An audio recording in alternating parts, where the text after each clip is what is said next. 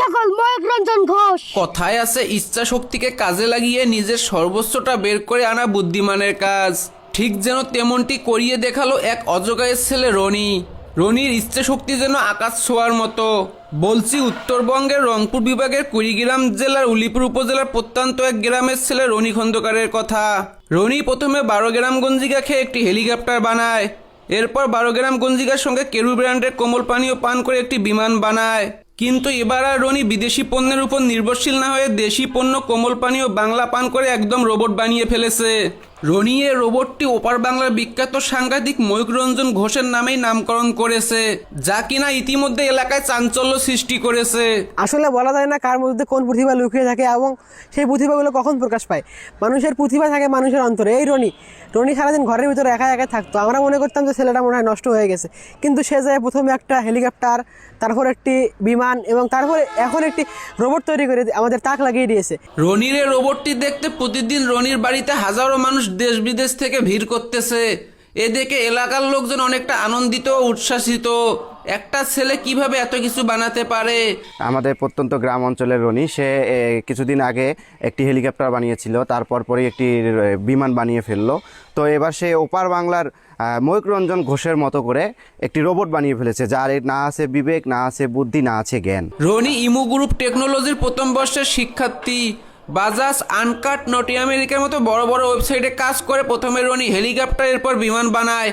কিন্তু এই রোবটের আইডিয়া কই থেকে আসে রনির মাথায়, এ বিষয়ে প্রশ্ন করলে রনি জানান, আপনারা হয়তো বা জানেন যে প্রথমে আমি 12 গ্রাম গঞ্জিকা খেয়ে আপনার হেলিকপ্টার বানাই। এরপর আমি 12 গ্রাম গঞ্জিকার সঙ্গে কেরু ব্র্যান্ডের কোমল পানি মিশিয়ে আমি আসলে একটা বিমান বানাই।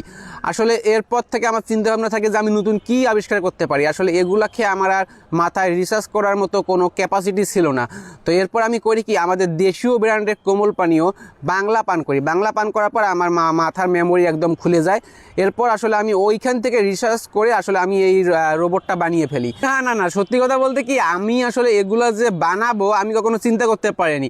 আসলে হয়েছে কি, এই দেশি ব্র্যান্ডের কোমল পানীয়টা পান করার পর আমার মাথার যে সার্কিটগুলো ছিল সবগুলো এলোমেলোভাবে খুলে যায়। খুলে যাওয়ার পর আমি তো চিন্তা ভাবনা করি, কী রে, আমি যদি হেলিকপ্টার বানাতে পারি, আমি যদি বিমান বানাতে পারি, তাহলে আমি রোবট কেন বানাতে পারবো না? তো ওই চিন্তা ভাবনা থেকে আমি আসলে রোবটটা বানাই। আসলে আমার এই রোবটটা আপনার মনে করেন বানাতে আপনার সরঞ্জাম লেগেছে আপনার দেশীয় কাগজ, যেগুলো আমি ভাঙড়ির দোকান থেকে কিনে এনেছি। কেজি 15 টাকা করে নিয়েছে। আমি 2 কেজি কাগজ লেগেছে।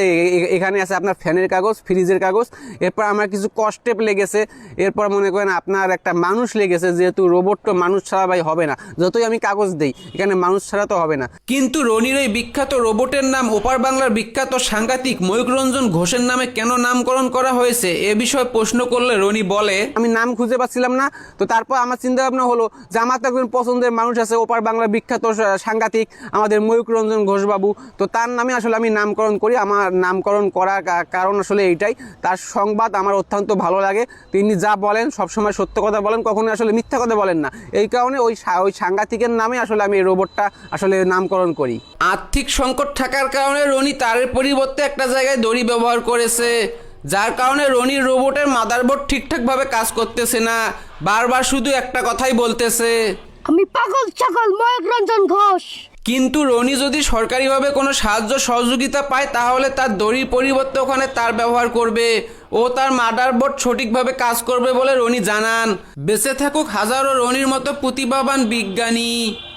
অটোপাস সাংঘাতিক, ভিউবাস টিভি, বাংলাদেশ।